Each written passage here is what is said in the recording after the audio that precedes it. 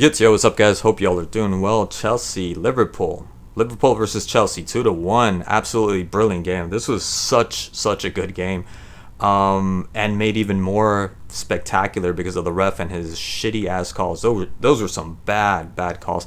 The penalty was a penalty. At first, it didn't seem like it was a penalty because I thought he did get a piece of the ball.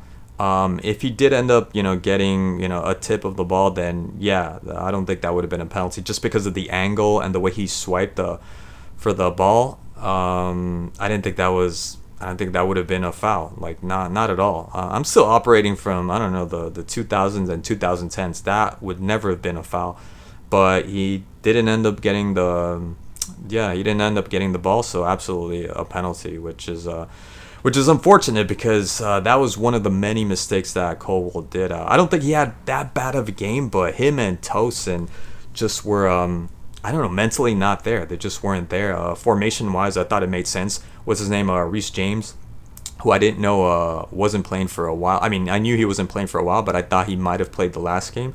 Can't remember before the international break if he was playing or not. And at first, he was doing fine. He looked solid. It's almost as if he never missed a game. And then the second goal, like what the hell was that? Like, and first of all, nobody was tracking Curtis Jones. Just waltzed right into the box, and he was playing him.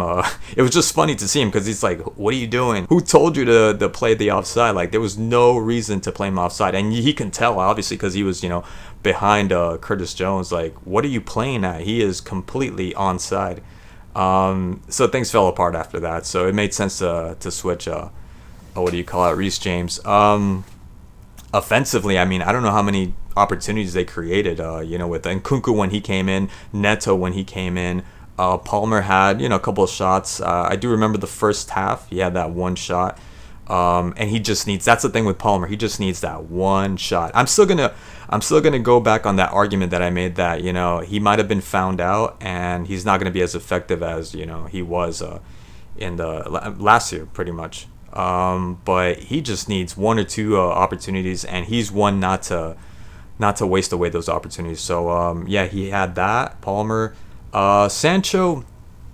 You know what? He didn't do much. I thought Trent took care of Sancho. But I still really liked what I saw from Sancho. In that, just the way he was controlling the ball and the way he was actually attacking and trying to take on the his marker, whether it be Trent Alexander, Konate, or whoever it was that was in front of him. I thought he still did it. It made sense to make that switch and have Neto. Neto, I mean, destroyed it in my opinion. Now, doesn't mean I'm not saying that he completely annihilated Trent, because I thought Trent did really well with these two players, Sancho and Neto, but still, just something about Sancho. Maybe I'm comparing Sancho from last year that I saw absolutely no reason this guy should be playing in the Premier League. At some games, I just couldn't understand what did people see in this guy. No speed, no dribbling. Just felt like he was very uncomfortable with the ball. It almost seemed like he had two right foots. It looked weird. He just looked very uncomfortable on the ball. But in this game, he looked really good on the ball. Of course, didn't have many opportunities. Did create, I think, one chance for Gusto maybe, or Jackson ended up providing a pass, but that was it. And Neto, of course, I mean, he had some opportunities. So up in the front, Jackson, Palmer, like I said, they had chances. They had chances to be able to tie this game, and it wasn't that they played bad. I don't think Chelsea were a bad team. You can't say that they regressed back to last year at all, or at last year, at the beginning of last year. I think they were just a bit disappointing. That's it in the back, because the middle was, dude, the middle, Lavia and Caicedo. I've never said anything positive about Caicedo. For me, Caicedo was man of the match. I know Curtis Jones ended up scoring that goal, and Curtis Jones had a really good game, along with everyone's favorite Ryan. Dude, you don't go to school with him. You're not in the softball team with him. It's Gravenberg. Just call him Gravenberg, bro. They all played phenomenally. Four of these guys, but for me, Caicedo was stellar. He was out of this world. The way obviously the recoveries. He's always going to do that. Recoveries, running back, defending. But the passes, that's what I want. I don't care if he's a number 6. I don't care if he's a pivot. I want to see those passes.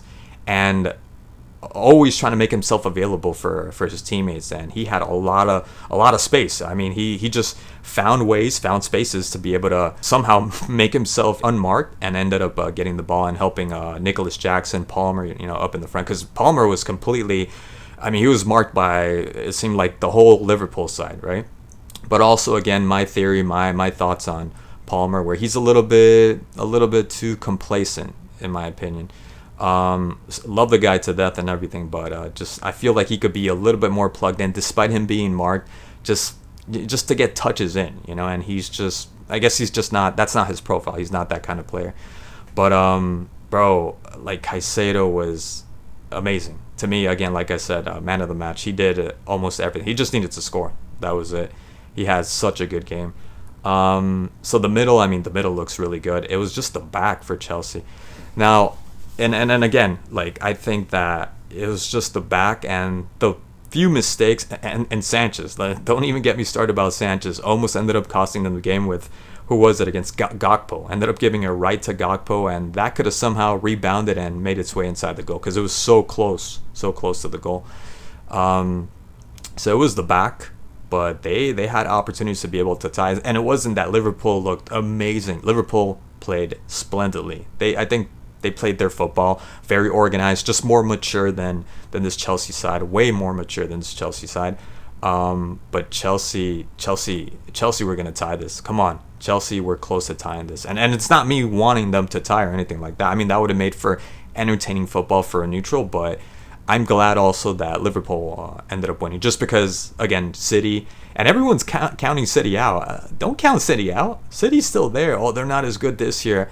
Yeah, nah, man, they're sleeping, dude. Dude, you're poking the bear. Like, at any moment, City is gonna come, and they're just gonna take over. That's my thing. You never should count City out. They're lagging a little bit in form, but I would not count those guys out, especially with Arsenal losing, which I am so thrilled about. No, I'm just kidding, but I kind of am. I'm not gonna lie, I'm a little bit ecstatic here.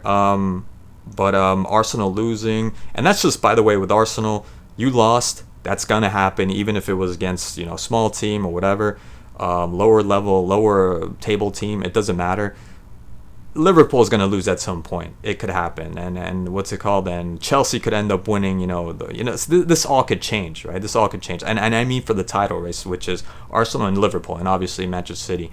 So I would not rest on my laurels if I was Liverpool. Liverpool played well, but they were at home, and there were chances for Chelsea to be able to get that 2-2. And Chelsea didn't even attack that much before they got their goal with Nicholas Jackson. As soon as the second half started, Liverpool sleeping, and look what happened. Beautiful pass by Caicedo, and Jackson with that spectacular finish.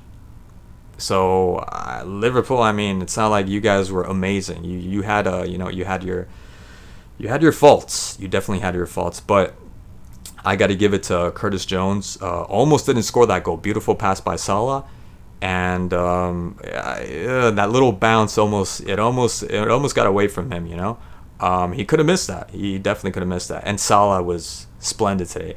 Maybe not, not with the shots that maybe people are used to, but the passes and just picking out his teammates, splendid.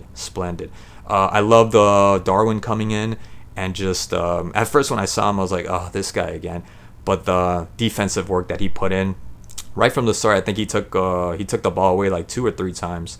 Definitely would prefer him up in the front and scoring goals, right? But I thought he did well. Luis Diaz, he's got to sharpen that. Just a shot. That's all he needed. I had a couple of chances. Like I said, Curtis Jones, Gravenberg as well. I thought he had a really good game. Very calm, very elegant in the way he plays. Never in a hurry. I like that about him. Never in a hurry. McAllister, when he came in, also just very aggressive.